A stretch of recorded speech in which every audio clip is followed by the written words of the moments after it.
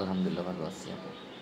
তো আপু, আহ, আপনার জীবনের গল্প আমাদের অনুষ্ঠানে যারা দর্শকবৃন্দ আছে তাদের কাছে আপনার গল্পটা তুলে ধরেন। আমার নাম রূপা, আমার দেশের বাড়ি গাইবান্ধা। আমি একজন বিবাহিত, আমার হাজব্যান্ড অ্যাক্সিডেন্টে মারা গেছে। আমি একজন ভালো মনের মানুষ চাই। আমি আর আমার মা আছি, আমার বাবা ছোটোবেলায় মারা গেছে। আমরা খুব অসহায় ফ্যামিলি। আমার মা বাসা বাড়িতে কাজ করে।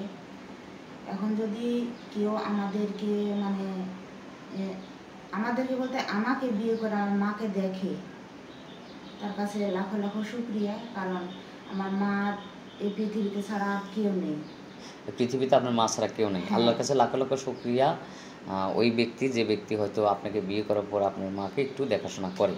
জি, মানে আপনি যেমন আপনার মাকে, আপনার যেহেতু আপনার জন্মদাত্রী, যেহেতু আপনাকে সে জন্ম দিয়েছে, তো যে ব্যক্তি আপনাকে বিয়ে করে আপনার মাকে সে নিজের মা মনে করে যদি তাকে একটু দেখে, তাহলে আল্লাহর কাছে তার কাছে হাজার হাজার লাখ লাখ শুক্রিয়া হ্যাঁ, আপনি ওইটাই জানান আর কি। বলতেছি।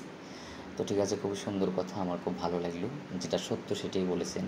অনেকে আছে বিয়ে হয় নাই, হ্যাঁ, মানে বিয়ে করার পরও সে বলে বিয়ে হয়নি, কিন্তু আপনি বিয়ে করছিলেন, আপনার স্বামী মারা গেছে, এই সত্য কথা যখন আমাদের অনুষ্ঠানের মাধ্যমে তুলে ধরেছেন, অসংখ্য ধন্যবাদ আপনাকে। তো আপনি কেমন পাত্র চাচ্ছেন আপনার লাইফ পার্টনার হিসেবে, একটু জানতে পারি? দেখেন, কেমন বলতে যে কোটি টাকা থাকবে তাও দরকার নেই, কারণ একজন ভালো মনের মানুষ চাই। সে একবেলা না খেতে দিলেও চলবে, তাও সে আমাকে ভালোবাসা দিবে, সে আগলে রাখবে। কারণ আমি হচ্ছে যে আমার মা ছাড়া আমার এই পৃথিবীতে কেউ কেউ নাই, নাই। আপনি এমন একটা মানুষ চাচ্ছেন যে সে যাতে আপনাকে ভালোবাসে। হ্যাঁ, ৩ অক্তের জায়গায় আপনি যদি ২ অক্ত খাওয়ায়, তাতে আপনার কোনো দুঃখ দুঃখ নাই নাই। না। স্বামী হিসেবে যতটুকু তার সেবা করার দরকার, সে একজন নারী হিসেবে, একজন বাঙালি মেয়ে হিসেবে সেটা পালন করবেন। হ্যাঁ, অবশ্যই। তার যদি বাচ্চা থাকে তাতেও আমার কোনো মানে সমস্যা এক নাই। কথার সংসার না থাকলে তার বাচ্চা কাচ্চা হয় না। তার যদি সংসারও থাকে এবং সেই সংসার যদি বাচ্চা কাচ্চাও থাকে, জি, তবু তার ঘরে যেতে রাজি আছেন। হ্যাঁ, যদি বউ থাকে, যদি বউর অনুমতি থাকে, তাহলে তাকে বিয়ে করবেন। যদি বউ না থাকে, তার নিজের বাচ্চাকে আপনার বাচ্চা মনে মনে করে করবেন, আমি সেই সংসারটা আগলিয়ে রাখবেন। হ্যাঁ, অবশ্যই। খুব সুন্দর কথা বলছেন। আপনার এই কথা শুনে আমি খুবই, মানে খুবই আন্তরিকভাবে, খুবই আমি এক্সাইটেড যে আপনি একজন ভালো মনের মানুষ।